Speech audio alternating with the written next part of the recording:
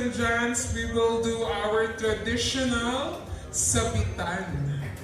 But instead na isabit po natin sa ating mga couples, we will do it here on their love strings. So sa mga table po, meron nang naka-prepare ng mga envelope, no? Where you can also write a message, short message po para sa ating couple. And yan po ay magiging isa din sa souvenir nila. Babalikan nila yung mga message nyo po para sa pinaka-importanteng araw ng buhay po nila na ngayon. Okay?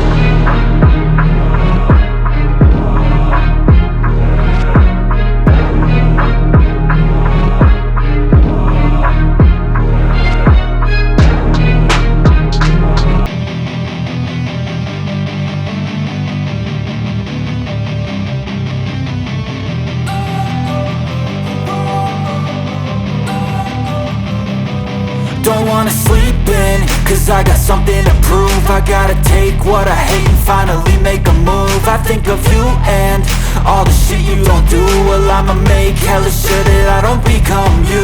I have no regrets, yeah, I'll tie up my chest. I'll never forget what it's like to be in debt. Been stabbed in the back bed, I'll show you what happens. Pass me the mic and I'll show you with action. I feel this pain, you already know. Turn that to gains, let my money show. I've got these things that I can't let go. Watch me turn this life into something that you could never own. I feel this pain, you already know. Turn that to gains, let my money show. I've got these things that I can't let go. Watch me turn this life into something that you could never own. So fight and die for the things you know you love. Do what you think is right and see life do what you want. So fight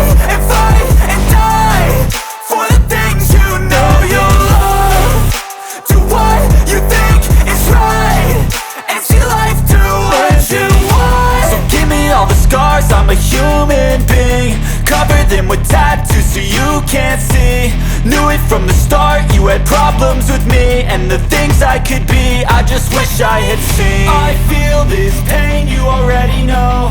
Guy and Jen, sir, magpapaunahan lang kayo sa pagpitas ng ating nasa love stream.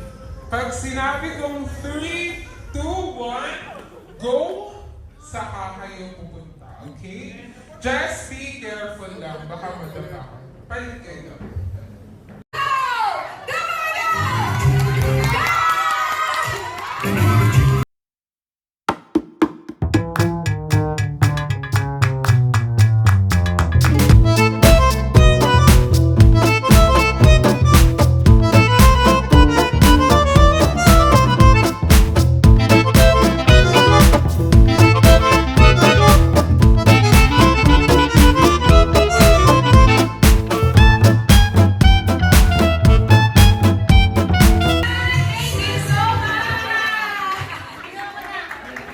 Grabe ang strategy ni Daddy, ang galing ha. Tingnan si Jensen pero kay Kaya.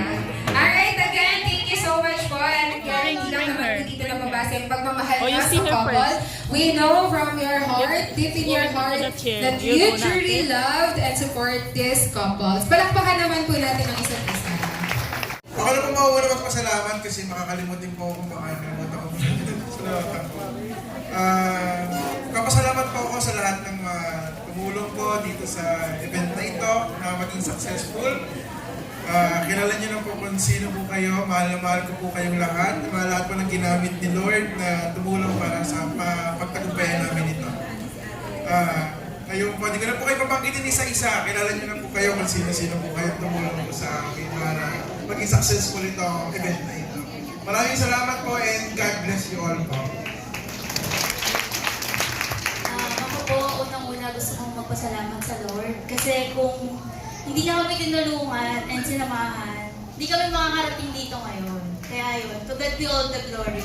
And syempre po sa mga taong ginamit ng Lord para tulungan po kami, i-bless kami, mangyari po lahat ng ito kung nasan po tayo. Maraming salamat po sa mga magulang namin, sa mga tito-tita, sa lahat po ng mga staff sa likod ng event na to. Di na po namin kayo may isa-isa. At means lahat po, hindi po namin kayo may isa-isa, pero si Lord na lang po magpapalik ng lahat ng help po na ginawa niyo po sa amin. Yung banda po, yan, thank you po sa banda.